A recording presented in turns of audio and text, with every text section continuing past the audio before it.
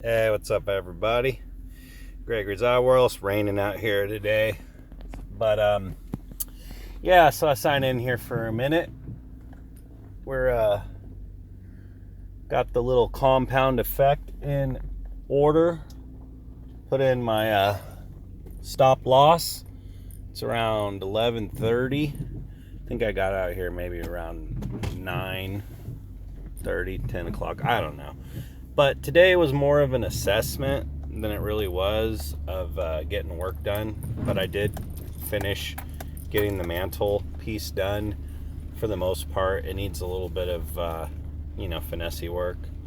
And then I'm hoping that we're going to get some good weather so that I can get some of this painting done. Underneath that eave, it's all dry wood. And there's underneath that eave is all dry wood too. So it all needs to be painted. So that's something that needs to be done. And then he wants me to build like a staircase into the pool because he's not going to use it, which is, I don't know, it's kind of weird, but that's what he wants me to do. And and then there's that window that's down in the barn. He wants me to cut out a little sheet metal for that, so that's got to be done. This is a really bad turn right here. That's why I had to pause there for a second so I could pay attention to what I'm doing here. And yeah, you're right. I don't have my seatbelt on, so let's get that on. But all in all, is a somewhat productive day. Good news. Made a deal with PG&E. They're gonna give me like another extension or whatever, and I have a couple little options to explore. But that 2 weeks took me out, and so I think everything will be fine. I'm just gonna go out here and get some work done. I put my Craigslist ad back up, so hopefully maybe I'll be able to drum up some work. It's supposed to be really, really cold tonight, but I think after that we're supposed to be getting some really good weather throughout the week. And you know what good weather means? It means it's time to get out there and hustle. I also met a cool guy by the name of Hector at the gas station today. He doesn't have any tools, but he says he knows how to use tools, and he'd be happy with $4,000 a month. And that's kind of what I'm trying to do. I'm trying to get a business together where I can have some helpers. Not employees, though. I think I want to just do independent contractors and go ahead and sub out the work. So I'll go work with them first and see how they are and if they qualify or if they could be tuned up in order to qualify to the standards that, and mine aren't the greatest standards either, because sometimes, I'm doing something that I never done before, so it might not come out perfect. And I'm just very, very lucky to be dealing with the guy that I'm dealing with right now, because he's so fed up with this thing taking so long. It's almost been a year now. Actually, I think it has been a year, that he just wants to get it done. And what I want to do is, since I'm approaching my 50s, I want to rest more. I don't want my neck to hurt. I don't want to worry about bills. I don't want to worry about not getting any sleep. Me making 25 grand a year for myself, is fine. I'm totally okay with that. It's I probably make less than that for most of the part, and that's just the way it is. But you know what? A lot of time I spend on myself, enjoying the company of my friends, doing the stuff that I want to do, and looking back and thinking, oh, if I would have went hard, in my 30s, which I did go kind of hard in my 30s, I did, and I was making a lot more during that time. But those days are gone, and these days are here. But no, I don't have any regrets. I really don't. I think that my 30s were some good years, and I had a lot of fun, and I'm sure I've got some followers on here that know exactly what I'm talking about. Maybe as content gets more,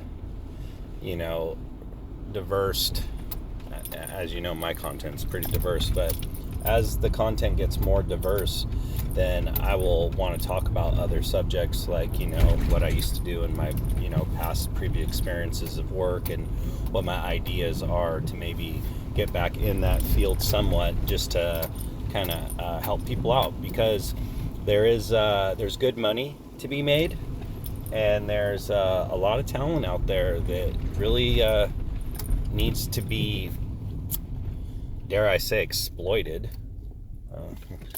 Easy, Dana White. No, it needs to be, marketed. It doesn't need to be. We exploit too many talented people, I think, in this country, and the only reason why someone pays you by the hour is because they wouldn't do it for that much by the hour. And so you do what they don't want to do, and then guess what? They make profit off of that. Now, the difference for me specifically is that since I want to go ahead and do independent contractors rather than employees, I won't be liable for their taxes, or I won't have to do the insurance. They're liable for their own stuff. But all I'm really doing is stamping my approval that these guys know what they're doing and they do good work, and finding the work and just taking my percentage off the top. It's called brokering. And I didn't learn that in junior college, I'll tell you that. But and it's a good living, especially when you're wanting to be somewhat retired, because honestly, I feel like I retired in my 30s, because I realized that as my income increases, my expenses and bills decrease or stay the same. And that has basically allowed me to work when I want, sleep when I want, eat when I want, do what I want. It'd be nice to maybe find myself a significant other, but as you've seen in all my other videos, in the day and age of where we got a bunch of little pit bulls running around, and women that just really could care less about modesty. And I'm actually I'm a pretty modest guy. I consider myself a pretty modest guy, and I think the people that know me would probably say that I'm modest, but I'm also a knowledge gatherer. So it seems like I come off like I'm superior, or I'm like, I know this and I know that, and but really the truth is I don't want anyone to feel like I feel like I'm better than them, because I really don't feel that I'm better than anyone.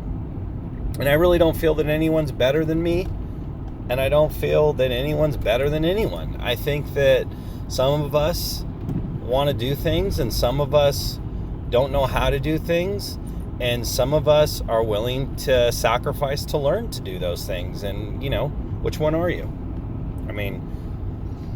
It's just the way it is. But yeah, having a significant other would be nice. Would be really nice. So I'll tell you a little secret I did today that was pretty good. So sometimes I'm really down to like my last buck, but I'm always really good with contingency. It's like number one. I always have some sort of backup plan. But and maybe a couple. But anyways, so I knew, well, first of all, you see that sucker?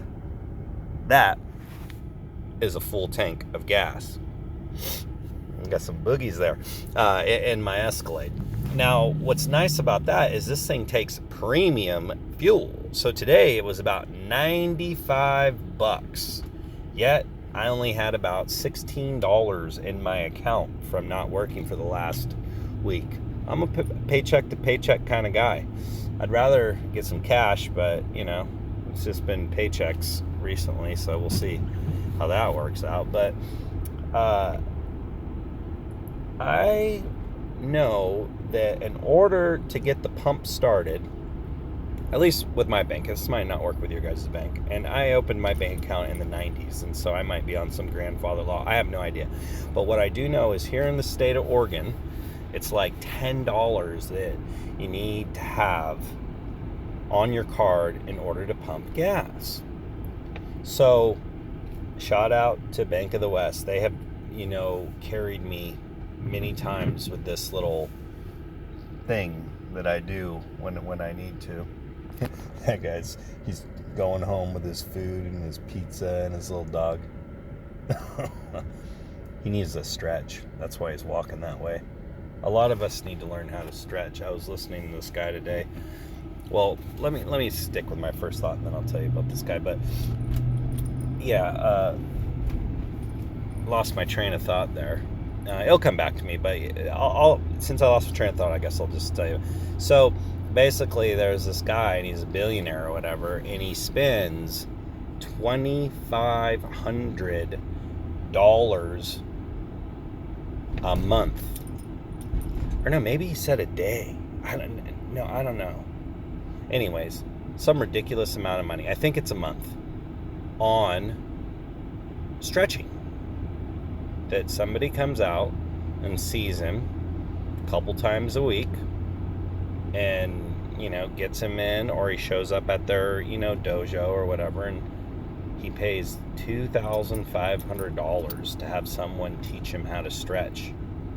Now, I know that stretching can be a really strenuous process, and it also is pretty challenging to not only know how to do the stretches correctly, but also it's very challenging to just be able to have the limberness to just let it all go, just go limp and just let it stretch to its fullest maximum. This guy's talking about how, considering that he learned, and he's a billionaire, but he's talking about considering that he knows how to stretch the way he stretches, he feels, better in his 50s than he did in his 40s. He said that he was worried about bills in his 40s. He was worried about business. He was worried about just worried in general, not getting sleep, neck crank. Probably, sounds too familiar. It certainly sounds pretty familiar to me, because this is kind of what I'm going through in my life right now. And $2,500 a month, and he might even set a session. That was crazy.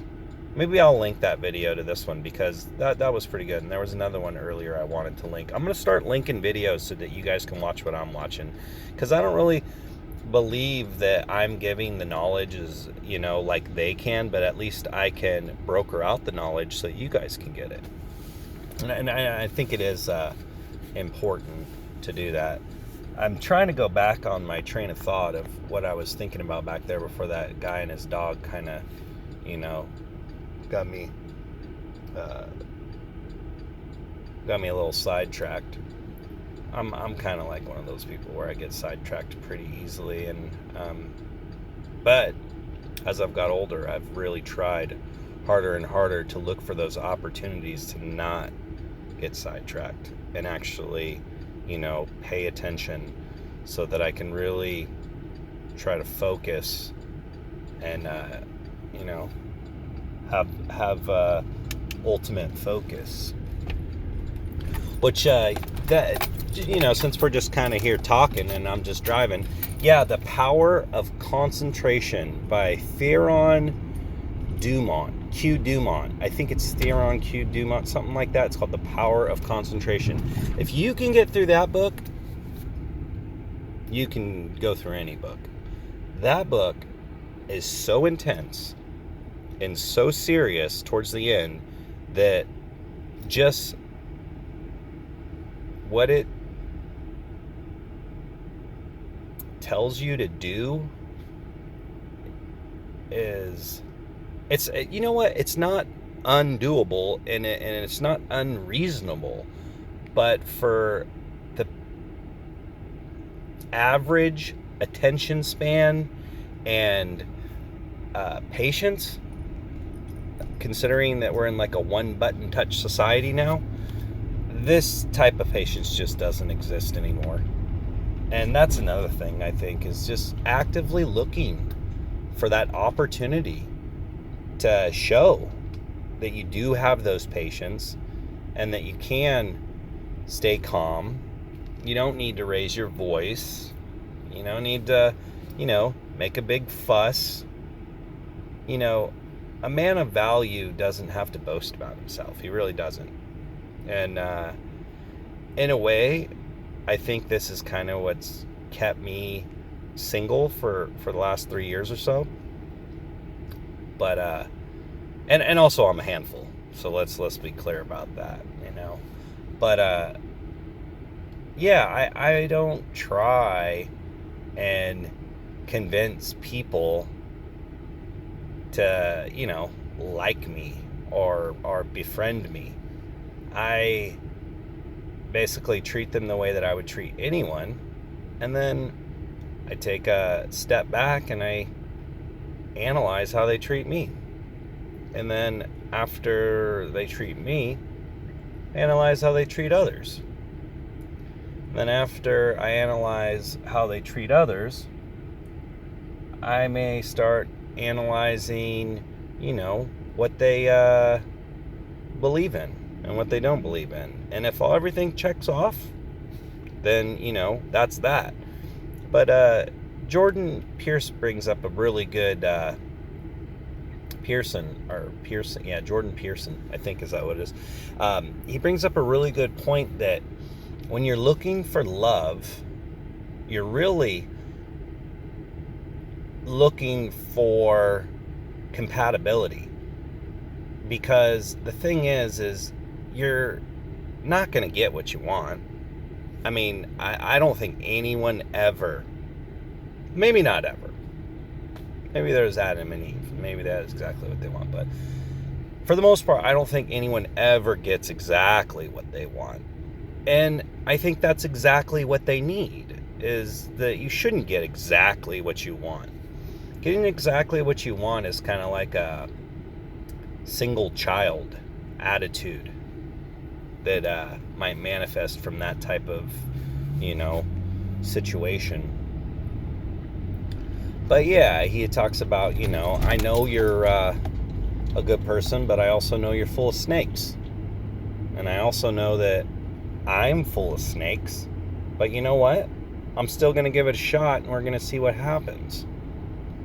And right now, there's a massive opportunity. I mean, there hasn't been more single, successful women in the United States ever in the history of this country.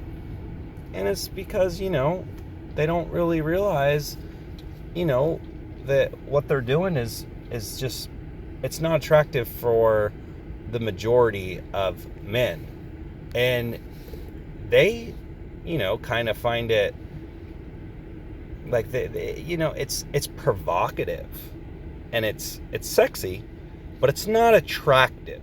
And that's different. And so, like, for me to explain, so a woman that comes to dinner and she doesn't wear a low-cut shirt, she doesn't wear a low-cut dress, but comes in very presentable, speaks very politely, and has a feminine, submissive, attitude, is what men really truly like and want.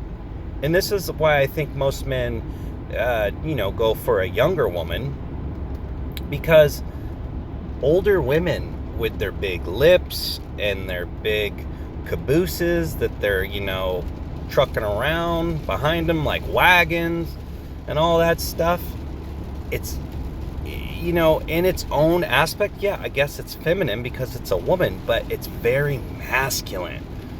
Like, when a woman comes in and she has her makeup all like perfect, and she's got these big old lips and these big old balloon chest and this big old giant, donk-a-donk. I mean, yeah, it's attractive to look at, but when you start thinking about how, like, actually masculine it is to just, like, not have any modesty and just be like, yeah, look at my stuff. And you know what? If you don't like it, it's my body, my choice. Okay, fine. My body, my choice. Fair enough. I couldn't agree more on that. But if you feel that that type of behavior is going to attract the type of valued man that women across the board are looking for, then you're just fooling yourself. I mean, here's an interesting Fresh and Fit Myron, interesting little talk he was talking about. What he was saying is that women, they typically date up. And so since they date up, and right now we have a country full of women that are outperforming men K through 12. They're taking on some of the bigger responsibilities that they never did before. And they're just got higher IQs in general than the men. Now, typically, they didn't have all that stuff before. Now, when they didn't have all that stuff, it wasn't as hard for them to find someone to date, a suitable, dateable, pair bonding experience. But what happened is they started making as much money as men. And what happens if a woman makes, let's say she makes $100,000 a year, then she wants to date a man who makes $100,000 a year. And so right off the bat, take away 50%, because 50% of the people that make $100,000 a year there's more women than men. Now, there's a tiny hyperinflated proportion of men that make more money than probably all the women combined that make money. But they're not controlling the world, and they're not in the statistic. The men that are actually the good ones are probably making like what I'm making, $25,000 a year, and I'm happy with it because I have no headaches. I don't have to deal with anybody, breathing down on my neck, trying to take something from me. I almost have zero liability because of that. Well, those women are having trouble finding men because they believe that they deserve someone who makes just as much or more. And that's fine. But, if men make more, doors open. Women make more, doors close. Myron says it like, a king will make a peasant into a queen, but a queen will never look twice at a peasant. And so that's just the way it is. And I think that that's a culture belief. I think it has to do somewhat with feminism. And, I don't like to get into the feminism, toxic masculinity, feminine. I don't like to get into that talk. But, to be frank, for the definition of what feminism is, I totally stand for it. Equality. For what feminism has become, obviously I can't stand for that. If you expect me to make more and,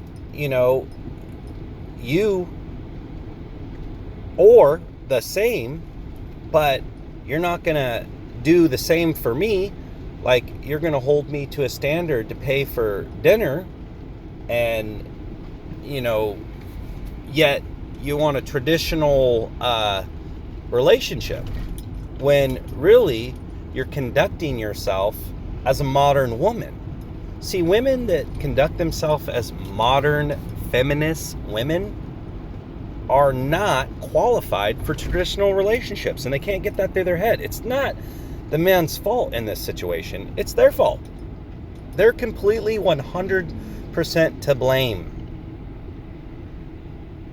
They made the choices to take on the responsibility of a man, make more money than the man, educate themselves, and become the most powerful political influence in the country, all as one, due to their networking skills to that, well, they are a non-violent group.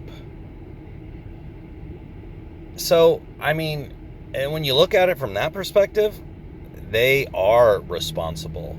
100% responsible.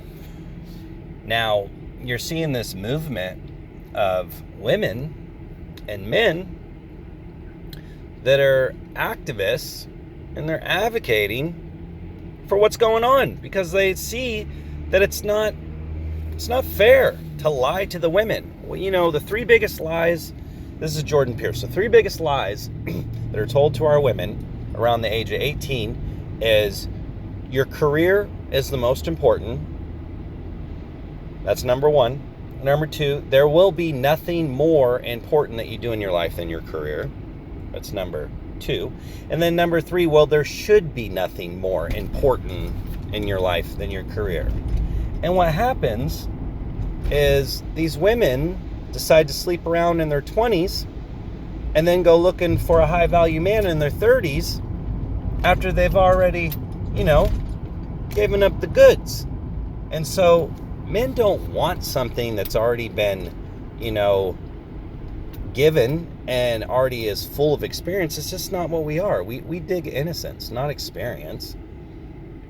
And so, kind of losing my train of thought here because this guy back behind me is being kind of like he wants to race to the finish line, death. And I just was trying to get in here. But yeah, let's not do that. That's a time when you just kind of can poise yourself, slow down, pull over even if you have to, and just let them do whatever they like doing. When I was younger, I would just slow down and I would give them, a hard time. But now I lead, follow, or I just get out of the way because, I'm not trying to, have any more BS in my life. And you'll notice how fast he goes by. Look at that. See, he immediately, the second I pulled over, because he's tailgating me. And so the second he had a chance, and then look, he's just turning left right there. That's like a big pet peeve of mine. When I see someone tailgating like that, when they're just going to turn in about 2 seconds. But then again, you just never know what's going on. Maybe there's something, important that they need to get to. Maybe, there's something that needs to happen there. Well, I'm going to end this discussion. So Gregory's Odd World signing out. Like, subscribe, share, and please send me some comments because I love to hear from you, all of you. And I'm going to start posting a little bit more. I'm in a better mood, and we're getting into the summertime, so it's time to get some of that warm content out. Well, everyone have a good day, night, evening, and yeah, I'm out.